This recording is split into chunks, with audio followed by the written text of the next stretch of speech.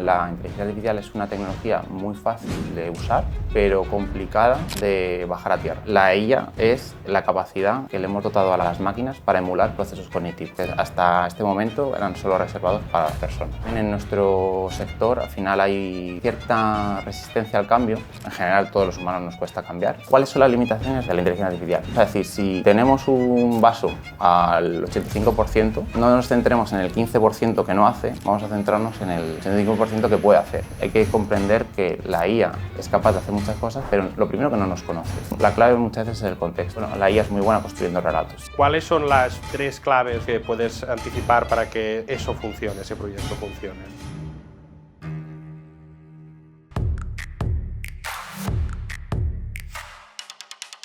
Vale, vamos a hablar de inteligencia artificial en asesorías, pero antes de profundizar, cuéntanos un poco qué es la inteligencia artificial. Vale, la inteligencia artificial al final es un concepto muy amplio, ¿vale? Lo que estamos viendo ahora es la IA generativa, que es la capacidad que tienen los modelos de inteligencia artificial de poder generar algo de la nada, o sea, con imágenes, textos sobre todo. Pero al final la IA es la capacidad que le hemos dotado a las máquinas para emular procesos cognitivos, que hasta este momento eran solo reservados para las personas. Entonces, gracias a esa capacidad, pues se ha desarrollado a una rama, como comentaba, de la IA generativa, nace el concepto de los modelos de lenguaje, los LLM, que son capaces de aprender cómo nos expresamos y a partir del lenguaje parece que pueden comprender nuestro mundo, ¿no? Cómo nos comunicamos y cómo interactuamos entre nosotros. Y a partir de ahí pues hemos visto que parece que es algo que ha desbloqueado, que es transversal a casi todas las cosas que hacemos. No solo la generación de conocimientos, sino de procesos, por ejemplo, claro, ¿no? Que claro. es el caso que nos ocupa en particular, ¿no? Y un poco, porque esto, precisamente porque es muy amplio, ¿no? ¿Cómo has sido capaz de bajarlo a que una asesoría lo adopte, ¿no? ¿Y qué tipo de barreras te has encontrado al empezar a plantear, oye, asesoría, creo que te puedo ayudar? ¿Por dónde empiezas y qué cosas tienes en cuenta, ¿no? Para superar ese inicio, ¿no? Que siempre es complicado? O sea, yo me di cuenta que la inteligencia artificial es una tecnología muy fácil de usar, pero complicada de bajar a tierra. Es decir, como es tan general y se puede aplicar para muchísimos casos, y llega un momento que satura tu mente de hacia qué. Entonces ahí es donde, por eso me enfoco en las asesorías, algo que conozco, para hacer pruebas de casos que yo en el día a día, cuando era asesor, pues tenían sentido. Entonces yo creo que eso es una principal barrera en cualquier ámbito, en cualquier sector. Después creo que también en nuestro sector al final hay cierta resistencia al cambio. En general todos los humanos nos cuesta cambiar, pero creo que nuestro sector, yo creo también movido porque ellos ya sí que realmente se adaptan bastante, pero al ámbito normativo, ¿no? Que está cambiando continuamente. Entonces, hacer más cambios, pues yo creo que supone un estrés extra que les cuesta. Y también se lo asociamos a veces que tampoco es un sector a la vanguardia a nivel tecnológico, pues si sumamos todas estas patas nos dan por barreras que son a veces complicadas de salvar solo. Y por eso creo que con la ayuda de alguien es más fácil hacer esas implementaciones. Y un poco para poder arrancar de forma efectiva, ¿cómo lo planteas? ¿Cómo lo explicas? ¿Qué tipo de bases, cuando empiezas a hablar por primera vez con una asesoría, con un despacho, dices, oye, mira, antes de empezar tendríamos que consolidar esto, esto y esto, precisamente para que luego sea productivo, ¿no? ¿En qué incides? Vale, hay muchos usos que se pueden hacer de la IA, pero hay como dos clasificaciones que yo he hecho, que yo diferencio, que es el uso de la IA más generalista, es decir, usar ChatGPT a nivel conversacional, con todo lo que ofrece, y después está el desarrollo de soluciones concretas en el que incorporas inteligencia artificial pues, para automatizar un proceso. Entonces, la segunda parte es más complicada que la asesoría lo haga por sí solo, ¿vale? Entonces, lo que suelo es marcarles que empiecen por lo primero, porque nos da una autonomía. Entonces, marcándole el camino de dentro de esa tecnología que es muy generalista, sobre qué casos pueden usarlo. Que, por ejemplo, puede ser todo lo que tenga que ver con resumir textos, es decir, a la hora de comprender ahora normativas, vamos mucho más rápido. Si tenemos que hacer un escrito para contestar a Hacienda, no lo puede redactar, siempre haciendo... Y sobre todo incido en, cuando yo doy una formación o en las primeras fases del programa de acompañamiento, lo que hago también es mostrar en cuáles son las limitaciones de los modelos de lenguaje, o sea, de la inteligencia artificial. Porque sabiéndolo, o sea, es decir, si tenemos un vaso al 85%, no nos centremos en el 15% que no hace, vamos a centrarnos en el 85% que puede hacer. Porque es muy fácil caer en hacerle una pregunta, no dar un resultado esperado, y es porque no es que no funcione la inteligencia artificial, es que a veces no estamos sabiendo hasta dónde es capaz de llegar. Y entonces, si le pedimos por encima, nos va a dar algo frustrante. Entonces, me centro mucho en comprender esos conceptos de limitación, que uno muy básico es la ventana de contexto, darle más capacidad de lo que pueda absorber y no va a darte una buena respuesta. O sea, diríamos que hay un primer paso obligatorio que es, bueno, primero tienes que saber usar un ChatGPT, ¿no? Entiendo, pues Sí. saber hacer un prompt, entender cómo funciona, ¿no? Claro. Y cómo interactuar con esa persona, entre comillas, ¿no? Sí, que exacto. es ChatGPT o quien sea, el proveedor que sea. Y a partir de ahí podemos avanzar. Claro.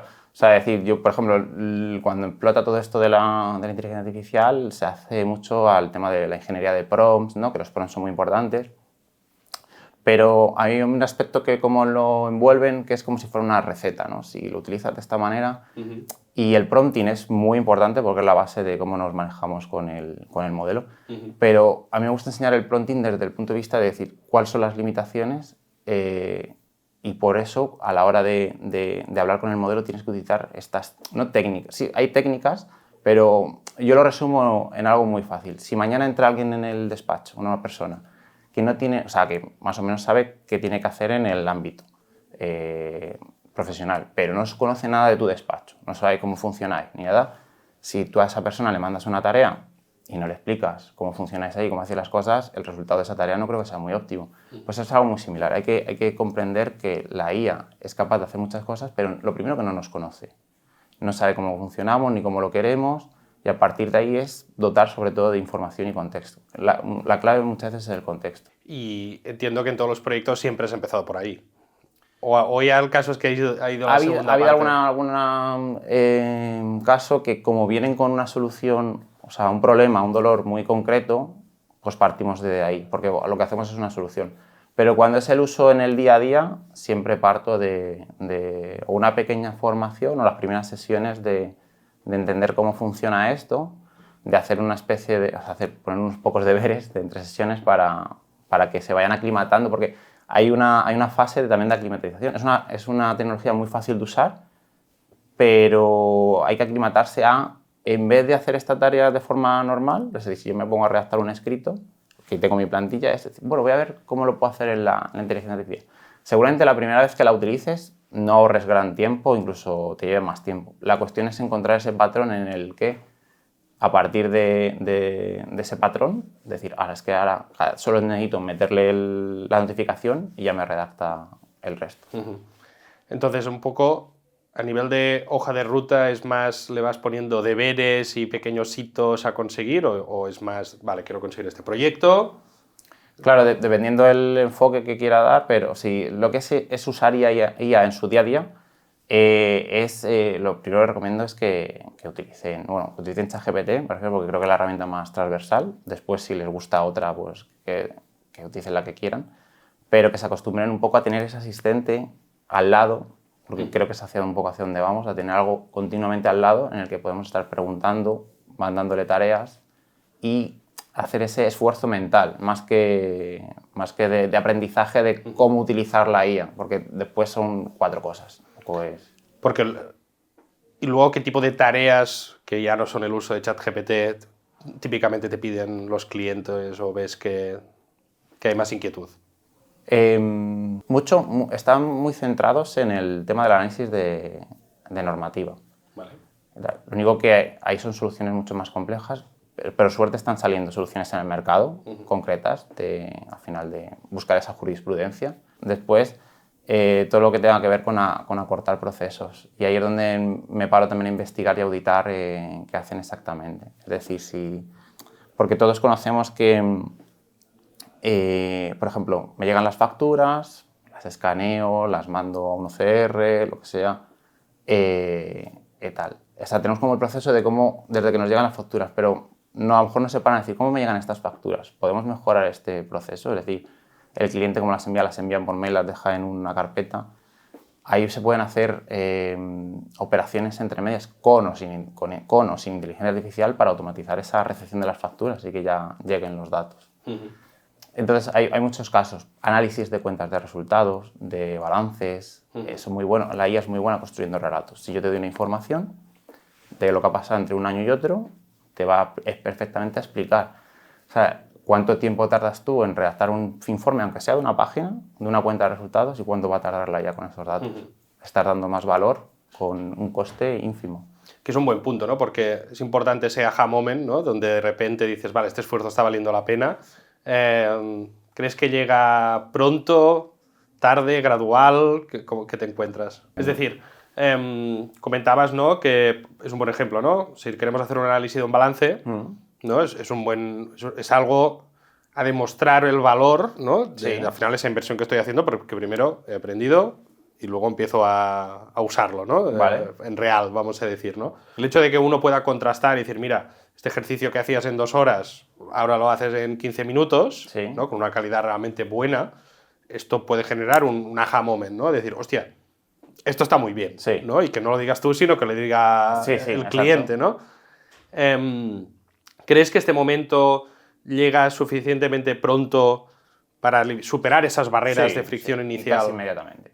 Sí, o sea, al final es tan fácil como meter los datos.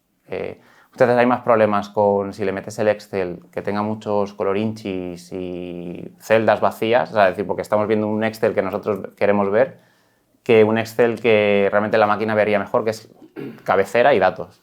Es un poco más complejo, pero una vez que tenemos eso asumido, al final le damos esa información y es capaz de analizarla y lo digo, construyendo relatos es buenísimo. O sea, y bueno, ya sin entrar en los modelos nuevos razonadores, que son increíbles con el tema de los datos. Entonces, la principal barrera entiendo que son los equipos, ¿no? ¿Lo haces con toda la gente, solo con algunos? Tengo de todo. O sea, tengo casos en los que las sesiones las hago con el CEO de la asesoría, con el director, y en otros casos que tengo varias personas de diferentes equipos y aprendiendo. O sea, y haces también hay fases, primero empiezo por unos y después se van incorporando más gente. Yo recomiendo siempre que cuanto más gente, mejor, porque por una cuestión de estadística, al final lo que no se me ocurre a mí se te puede ocurrir a ti, usándolo en el día a día. Y después son esas chispas de, ahí va. Es que después a mí me llegan casos que son a veces tontos, pero ahorran tiempo. El otro día en una sesión me decían, es que tengo una factura